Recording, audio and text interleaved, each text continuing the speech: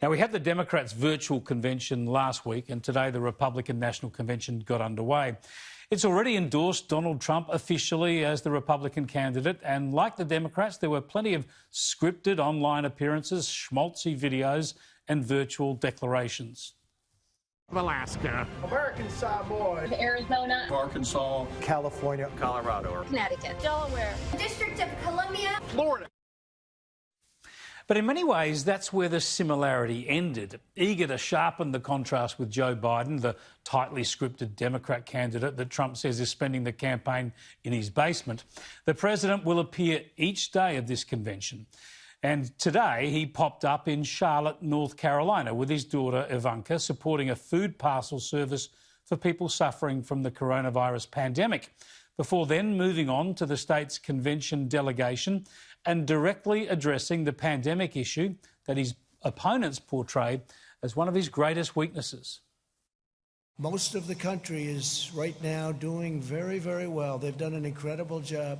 And to have a man sitting on television the other day say, oh, I'd shut it down. Oh, I'd shut it, like it's easy, shut it down. And by the way, when you shut it down, and we did the exact right thing, we shut it down, then we reopened, and that's what we're doing now. We're well into it. But if we didn't shut it down at that point, we would have had millions of people dead.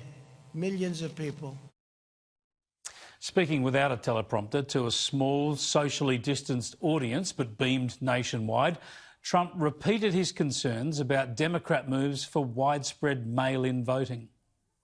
We have to be very careful because they're trying it again with this whole 80 million mail-in ballots that they're working on, sending them out to people that didn't ask for them. They didn't ask, they just get them. And it's not fair, and it's not right, and it's not going to be possible to tabulate, in my opinion. It's just my opinion. His critics portray this as a presumptive attempt to delegitimise the election. But there are, of course, very real concerns about this type of voting, encouraged because of the pandemic, but much more open to abuse and organised voter drives than in-person voting. The Democrats spent most of their convention attacking Trump, and the Republicans did have an ace when it came to targeting Biden. Obama and Biden let Iran get away with murder and literally sent them a plane full of cash. President Trump did the right thing and ripped up the Iran nuclear deal. Obama and Biden led the United Nations to denounce our friend and ally, Israel. President Trump moved our embassy to Jerusalem, and when the UN tried to condemn us, I was proud to cast the American veto. This president has a record of strength and success. The former vice president has a record of weakness and failure. Joe Biden is good for Iran and ISIS, great for communist China, and he's a godsend to everyone who wants America to apologize, abstain, and abandon our values. Pretty handy sharpshooter there for Donald Trump. Nikki Haley, I'm pretty impressed with her, always have been. Keep an eye out for her in 4 years' time. But Donald Trump also addressed the issue of national unity at a time when divisions and polarisation are perhaps the sharpest they've been for 50 years. Because we have to win. This is the most important election in the history of our country. This is the most, you know, for a long period of time, I would say, well, 2016, how special was that evening? Was that one of the great? That was one of the great evenings. But we have to be very, very careful, and we have to win. Our country is counting on it. This is the biggest. This is it. Our country can go in a horrible, horrible direction or in an even greater direction. And before the plague came in from China, that's where we were going. We were going in a direction like we had never seen. The most successful economy in the history of our country, the best unemployment numbers in history for African American, Asian American, Hispanic American, women, college students, bad students, good students, everybody. If you had a diploma, if you didn't have a diploma, it didn't matter, you were doing well. Everybody was doing well, and we were actually coming together. You know, success brings people together. To underline his point, the Republicans wheeled out some big guns. Former footballer Herschel Walker gave a personal endorsement, and even a Democratic state representative gave Trump a tick on tolerance and inclusion. The Democratic Party does not want black people to leave their mental plantation. We've been forced to be there for decades and generations. But I have news for Joe Biden. We are free. We are free people with free minds. And I'm part of a large and growing segment of the black community who are independent thinkers, and we believe that Donald Trump is the president that America needs to lead us forward. Our family went from cotton to Congress in one lifetime. And that's why I believe the next American century can be better than the last. Now, already the strong theme on law and order has become obvious. There was even an appearance by the couple who brandished firearms outside their St. Louis home in June, warning off Black Lives Matter protesters who'd entered a gated housing estate. These radicals are not content with marching in the streets. They want to walk the halls of Congress. They want to take over. They want power. This is Joe Biden's party. So make no mistake, no matter where you live, your family will not be safe in the radical Democrats' America. This highlights the fissures being teased apart in this election, and it came as another unarmed black man was shot by police in Wisconsin. The shooting, captured on video, showed 7 shots fired into the man's back as he reached in his car. The man, Jacob Blake, is in critical care in hospital. Police fear an escalation in protests. That's saying something, because this is the aftermath of Black Lives Matter protests in Wisconsin just the night before. Dozens of cars torched, and protesters and police have been on the streets in the past few hours. So this is the backdrop to the election, and Trump is expected to confront these issues head-on repeatedly. Love Trump or hate him, no one could accuse him of being a conformist. Surely most of us are sick of the heavily choreographed and scripted politics we see most of the time, and which reached its zenith with the Democrat convention. There's plenty of that from the Republicans too, but there's also a president who's going to make appearances every day at this convention and often speak off script. That's to be welcomed, surely, just for the authenticity of it. But for good or ill, it also means that anything could happen at this convention, and probably will. And for more on all this, I spoke earlier to Washington correspondent for The Australian, Cam Stewart. Cameron Stewart, great to talk to you again. The first night of the Republican National Convention, the big difference between this and the Democrat convention, they're both sort of staged and virtual, I suppose, but the big difference here is that Donald Trump's going to play himself into it every night, and he did it tonight on night one from Charlotte, North Carolina. Yeah, he did. We're going to see a bit of the president every single night, Chris, for sure. Today he had a surprise appearance at the convention down in Charlotte, where they were just doing the roll call to formally nominate him. So he came on and he gave a sort of fairly unscripted 45-minute speech, but he made all the points. He made all the points he wanted to make. Of course, that led the first half of the day.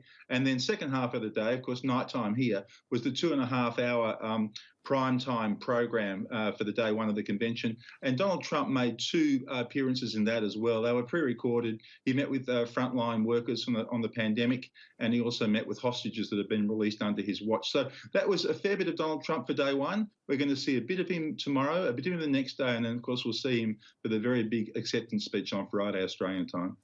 I'll come back to some of those set-piece events in the evening in a moment. But firstly, on the contrast here, Donald Trump, as you're saying, giving a largely unscripted speech and actually getting out and meeting people. I mean, this is a direct attempt to sharpen the contrast between him and Joe Biden campaigning from a basement, isn't it?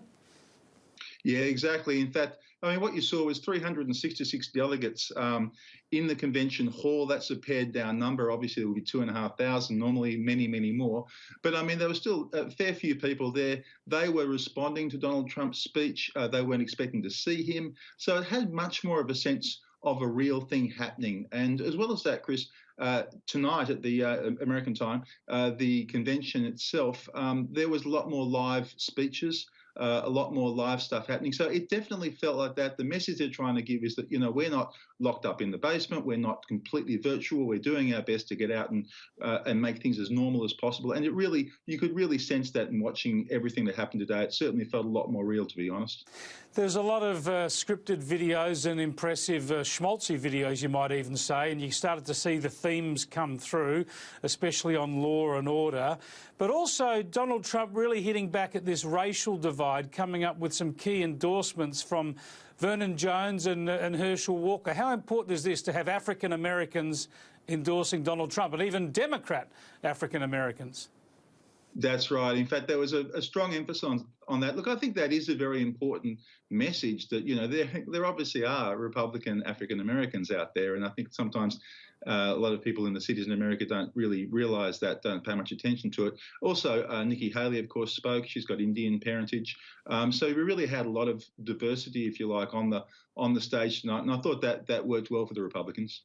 And what about the couple from St. Louis who had defended their home with guns, scared off or warded off protesters back in June, heavily armed? They were prosecuted. What about the idea of playing them into the Republican convention?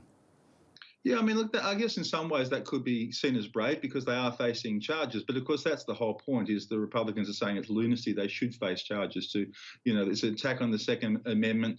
They shouldn't have faced charges just for waving their guns. That's the argument they had. It's interesting all the way through tonight. There was a lot of stuff about the Second Amendment, Chris, a lot of stuff about freedoms in general. This was a real theme of tonight, I thought, in all the speeches. Just a sense, if you like, they're really trying to portray the Democrats and Biden as trying to attack the American way of life as the Republicans see it. The very first video of the night was a very patriotic video. It was very well done, actually. You should have a look at it. And it's, that's the message they're giving is Democrats will attack your freedoms all the way through: freedom of religion, gun control, and freedom of speech. They had a Donald Trump Jr.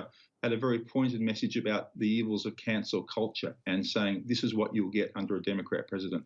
It's a lot to cram in, and this is just night one of the convention. But the backdrop to this is another police shooting, an African-American man unarmed, shot 7 times in the back. We've seen the video. It's shocking. He's still alive, in critical care in hospital. But this has come after a night of protests and violence and fires in Wisconsin, and more unfolding as we speak. Yeah, we're really seeing a bit of a replay here. Let's hope it doesn't go as far as the aftermath of the terrible George Floyd killing. But it's a terrible video. I mean, the police certainly seem to have a case to answer here. But again, we've seen it not lead to protests as much as riots and businesses being torched and, stuff like that, which we're seeing almost on a loop in America these days. I mean, look at Portland. It's been doing it for weeks and weeks and weeks. So, we just have to hope this doesn't. But how will this feed into the convention as well? I mean, this is one of the issues that the Democrats and the Republicans are very divided on. Yeah, it is tinderbox stuff, a real fissure in America, and it's fascinating to watch how this plays out in the campaign. Just one final point, Cam. The Democrat convention, of course, was almost overwhelmingly an attack on Donald Trump. I mean, the main argument to elect Joe Biden is to get rid of Donald Trump. It's as simple as that. When it came to the attacks on Joe Biden from the Republican convention, who led the charge, and what was the role of Nikki Haley? Nikki Haley certainly led the charge on the world front. Nikki Haley gave a strong speech, I thought. She said that Biden as vice president was very, very weak in the United Nations on China, on Iran, and on North Korea. She said Trump put the harshest sanctions ever on North Korea. He ripped up the Iran nuclear deal. He has been tougher on China. And so, I thought she gave a strong speech in that respect. Donald Trump Jr. Really got stuck into Trump on his left wing, saying he was a radical socialist, he was a radical left winger, and that he really would wreck the economy, wreck the coronavirus economic recovery because he wanted to close down the economy again. So Trump was assailed on all those points tonight. Just one other point is the coronavirus. Donald Trump tackled that issue head on. We've seen a bit of that. You've been out there in coronavirus-affected America talking to voters from all sides of politics. How is this going to play out? Well, it was really interesting. I travelled through South Carolina and North Carolina, which have been hit very hard by the virus. And the very first thing to say here, Chris, is you really notice what it's done. I mean, there are small businesses shuttered along the sides of back roads. It's a very sad scene. You know, a lot of people, it really brought home to me the real human cost of these businesses closing, et cetera, et cetera. But I also spoke to a lot of Donald Trump supporters, and they were very upbeat about his chances. The argument they gave to me was very much, look, he has kept most of his promises. As president, they don't see the economic slowdown as his fault. They blame China, and they believe that he's more likely to actually help the economy recover than Joe Biden. And also, it wasn't just the economy they care about. A lot of them talked to me about how they really like the fact that Trump has installed conservative judges. He's got a conservative majority now on the Supreme Court.